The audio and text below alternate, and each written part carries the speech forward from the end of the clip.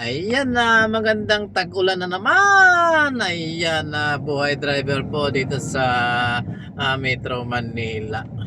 Ayan, talagang ito ang buhay natin pag umulan. Pagdating sa garahe, linis ng sasakyan. ah, Bubumbahan lang po natin ito ng kaunting tubig kasi pagod na tayo sa pagmamaneho sa maghapon. Ayan, time check sa alas 6:56 na lang gabi. Hanggang ngayon nasa kalsada pa rin tayo. Nagsimula tayong magtrabaho kaninang alas 4:30 ng umaga. Hanggang ngayon nasa kalsada pa rin tayo, guys. Talagang ganyan ang buhay. Buhay Pilipino, buhay driver. Haha! Ayan, medyo nagugutom si Os kada daldal. Kanina marami tayong inasikaso mga dokumento, mga pinareceive natin sa mga agency ng gobyerno dito sa Metro Manila. At bukas medyo malayo-layo na yung biyahe natin. Pupunta tayo ng REO4 sa Calamba, Laguna. Ayan, shoutout sa driver, always humble. Dito na po tayo sa may Makati Medical Center, MMC. Ayan. Pero sa likod lang po tayo dumadaan. Wala nang ulan dito sa area na to. Ngunit kanina pagdaan natin ng ano, pagdaan natin ng Muntinlupa, napakalakas ng ulan hanggang doon po sa may part ng Muntinlupa at Taguig. Grabe yung ulan doon kanina. Ayan, dito na tayo sa may Salcedo Street, Makati City. Buhay driver, tsaga-tsaga lang. Ayan guys, maraming salamat po sa ating mga subscriber na sa YouTube. Ganon din po sa mga followers natin sa FB page or sa Facebook. Maraming salamat po sa patuloy na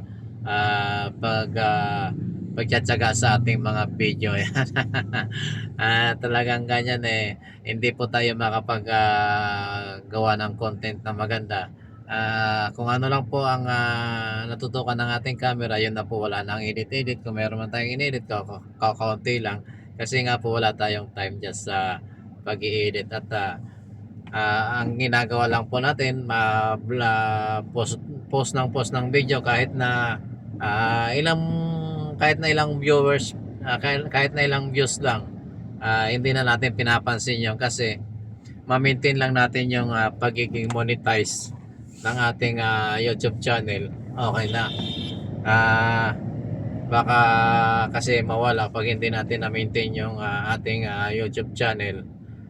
Baka mawala yung monetization. Kaya tuloy-tuloy lang upload at papasahan ba't sana hoping na magkaroon tayo ng kaunting pagbabago pag nagkaroon tayo ng alam nyo na, pag nagkaroon tayo ng puhunan sa pag-vlog. Kasi ang pag-vlog kasi hindi pwedeng tira lang ang tira kailangan yung content din kasi yung tatangkilikin ng tao. Ayan, dahil tayo isang driver, kung ano lang yung matutukan ng ating camera at kung saan tayo mapadpad, nakakapag video tayo at okay naman sa ating mga kasamahan. Kaya lang yung trabaho natin guys, hindi natin pwedeng i-post or i-video kasi mayroong mga provision kasi doon sa trabaho na hindi pwedeng ipakita sa social media yung ginagawa. Yan lang. Basta pag tayo umaalis, nagbibideo tayo, kung may pagkakataon na pwedeng i-post, pinupost natin kasi sayang naman. Pero pag mga gabi na, nakapatapos na tayo ng trabaho, alos alas 7:01 na ng gabi, nasa lansangan pa tayo, wala naman po tayong reklamo doon sa trabaho kasi yan lang ang ating alam. At tuloy-tuloy lang habang nagtatrabaho tayo, nagbibideo tayo, nakikipagkwentuhan sa sarili para malibang naman. Ganyan talaga ang buhay ng isang vlogger. Ang kakwentuhan madalas ay ang sarili lang. Kung ang content ay humanitarian, yon medyo siyempre maghahanap ka ng mga pwede mong gawing content sa mga alam mo na kung saan lugar ka pa pwede makakita. O karamihan kasi sa mga content na pwede sa mga probinsya. Dito sa Metro Manila mahirap siguro mag-content ng ganun sa dami kasi ng tao rito, lalo kapag pumasok ka sa mga depressed area or yung mga alam mo na yung yung mga ang bahay maliliit lamang. Napakarami dyan na lalo doon sa amin din, marami din sa Muntinlupa. Hindi kaya nung sa probinsya na makikita mo talaga yung mga kabahayan ng mga kababayan natin na kumbaga tawagin isang kahig isang tuka, na yung mga magsasaka na wala namang sinasaka sariling lupa. Nakikisaka sila kung magkano lang ang ibayad sa mura ng labor cost sa probinsya. Yung mga may hirap na magsasaka nating kababayan, magkano lang ang kikitain, tapos may mga anak sila na may anak silang 4, 6, nako, sa mahal ng bilihin ngayon kahit saan ka pumunta mahal talaga. Ayan, dito na tayo sa may malapit sa opisina. At salamat naman at wala nang ulan dito. Sana guys makapag-content tayo ng ganoon.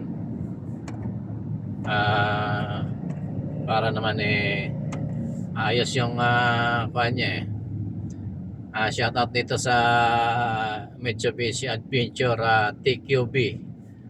Kaibigan, tandaan sa pagmamaneho kasi baka madisgrasya, madadamay mo pang mga kasamahan sa kalsada. Ayan, no? Ayan yung kana yan, yung driver ng Mitsubishi na yan, ng kakat na naghahanap yata ng problema pero hindi natin papatuloy yan, pabayaan natin siya. Ang luwag-luwag, dalawa lang kami sa kalsada, halos magkasunod, kinat pa ako. Saan kaya kumuha ng driver license yan si kaibigan? Ayan, hindi masyado kita yung kanyang plate number. Ayan, pero ayan, tingnan natin kung wala, hindi makikita talaga. Ayun, ayan, nakita nyo na yung plate number na yan. Yung driver niyan magaling mag-cut. Shoutout sa iyo kaibigan, sana hindi ka madisgrasya at walang madamay kung ikaw madidisgrasya. Ayan, anyway, pabayaan natin siya kasi ugali niya siguro yun, nagmamadali. Shoutout sa kanya. Ayan, nandito na po tayo at maraming salamat po ulit. Maraming salamat po sa mga followers natin sa FB page, sa yung mga subscriber po natin sa YouTube. Maraming salamat po sa inyong lahat. At ingat po tayo. Maraming salamat po. Bye bye po. Buhay driver. Ingat po tayong lahat.